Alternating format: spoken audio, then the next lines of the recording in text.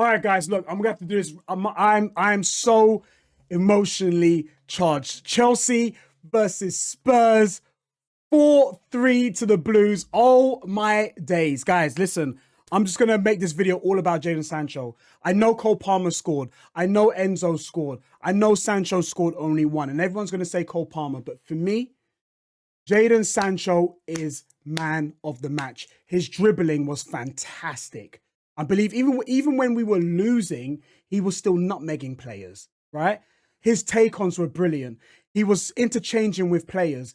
I believe there was one, I don't know if the first penalty was Jadon Sancho played a through ball into Moise Caicedo. I can't remember, or was it Cole Palmer? I think it was.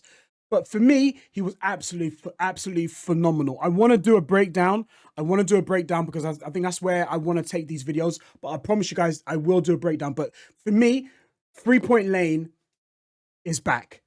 It is truly back. And I'm so emotionally drained. If you could check for my live streams down below, guys, I am so emotionally drained. I was 2-0 down within 13 minutes.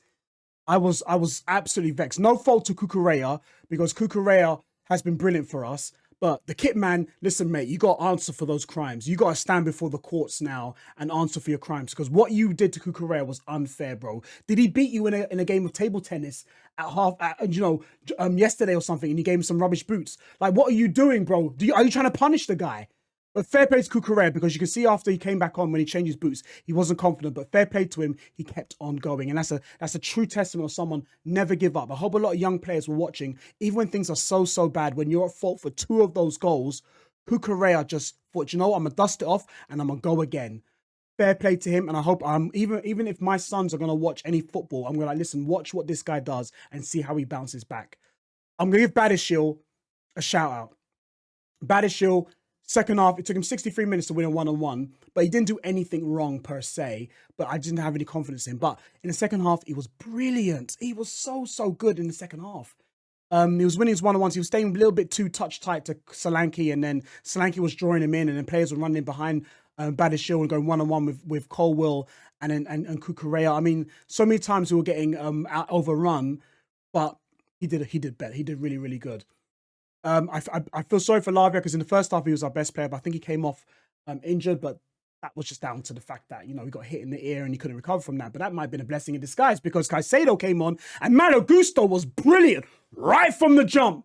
From the moment he came on, I don't think Malo Gusto made a single mistake. And that's what you want for. And they talk about the Chelsea players are so young, this and, you know, when they came on, the intensity that Malo Gusto showed was fantastic. And and then we could easily talk about Cole Palmer. I could glaze Cole Palmer until I'm blue in the face. To step up, to score a penalty. First penalty, yeah, we're like, yes, tuck it away. That helped us out. The second penalty, oh my day. Listen, the guy is too flipping cold. Yeah, I feel sorry for 2 players. Yeah, but there's one player I don't feel sorry for. There's 2 players I feel sorry for. One, I feel sorry for Neto, because he did get sent off, and I think Neto had a really tough game. Udogie was absolutely phenomenal, as was Van der Ven. They were phenomenal the whole game, right? And Neto very rarely got the better of him. He did very well, but he wasn't going at him like Madueke usually does, or Sancho usually does. He had to change up his game a little bit. Didn't quite work out for him. He made a silly challenge and got himself sent off, but he had a good game nonetheless. Another player I feel sorry for is Nicholas Jackson. Nicholas Jackson, he had Van der Ven was unreal. He did come off injured, and then, you know, I felt a bit comfortable, because to be fair to Ange, he had to risk some players. I feel like this is Ange Postecoglou's last game, Spurs, for me personally, because he risked 2 injured players to come on, and it almost paid off, but it didn't. But they were good until they came off. But there's one player I do not feel sorry for. Robert Sanchez. I do not feel sorry for Robert Sanchez. He is not good enough. He is not good enough. And even before, I believe when it was 2-2, oh no, it was 2-1, every time the ball came to him, Chelsea liked to have the ball in defense and play back to the goalkeeper, and then the goalkeeper switches the play. But what Sanchez kept doing was kicking out wide, and went back to a Spurs player. 3 times I counted within 10 minutes. Every time he kicked it out, went to a Spurs player, they went, attacked it, they either had a shot on goal or a shot off target. Sanchez is not good enough. And Maresca says he wants a ball-playing goalkeeper. Sanchez ain't the one. How many times have you seen how many times have you seen your goalkeeper have to have a word with a manager during the game?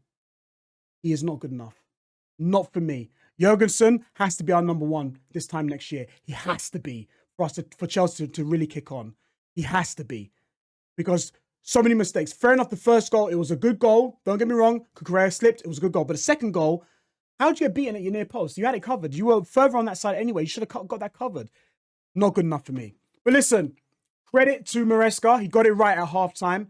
Chelsea were getting in the box more. We're getting players in the box more, running behind. Balls were getting played in behind a lot more, causing a lot of problems, stretching Spurs' back line, forcing Spurs players to make early challenges. It was brilliant tactics from Maresca, and you got to give him his credit for that. But massive 3 points. 3-point lane is finally back, ladies and gentlemen. And we've got a kind of a good set of run of games. Arguably, we should be picking up points. But our next massive game is against Manchester City, and they're not looking too good. So we're hoping that they carry on the decline by the time we meet Man City on, I believe it's the 5th or the 15th of January. But come on, man. Second place. Now the gap. Mind the gap, Arsenal fans. Mind the gap, City. Mind the gap, Man United. Because now we're pushing a little bit further away from Arsenal, Man City, and Man United, and get close to Liverpool. I don't know if we'll win the league, but it's nice that we'll be mentioning that conversation. But guys, please, if you do like this type of videos, don't forget to like and subscribe. Put the bell on so you know when this video does go live. And I'll see you at the next live stream, all the Chelsea games. So please feel free to subscribe. And I'll see you at the next upload. Up the Blues, 3 points. Come on, you Chelsea. Up the Chelsea, man. I'm so happy, man. Come on.